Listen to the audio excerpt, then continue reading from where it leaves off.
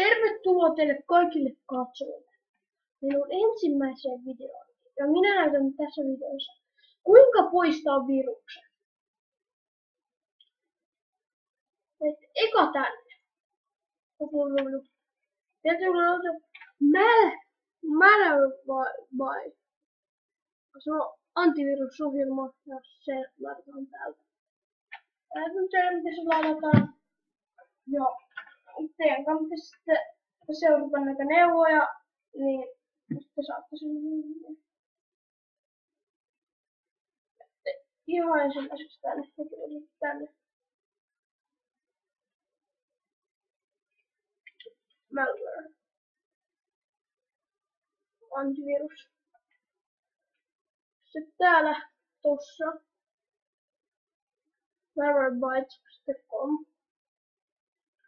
Klikkaan sivun sitten siinä. No en nyt jaksa linkata silleen, että download-kohtaan.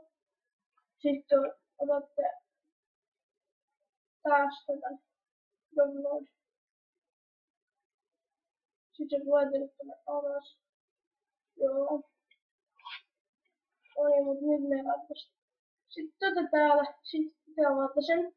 Sitten mitä tarkistuskohtaa, otatte sen keskimmäisen ja sitten se tarkistusjuttu siinä. Ja sitten ei tarkista nyt, koska silloin siitä tulee niinku, ette pane tarkistaa nyt. Te tuutte tänne, tarkistuksessa sen keskimmäisen ja sitten tarkistat. Ja valitsette kaikki kohteet ja sitten otatte sen yhden jutun, joka on jossain vasemmalla, koska mä en pysty nyt näyttää, koska mä oon täällä mun töissä.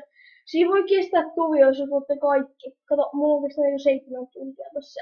Niin, joo. Tää oli mun eka video. Tykkää videosta, tykkäsitte. Tilatkaa kanava.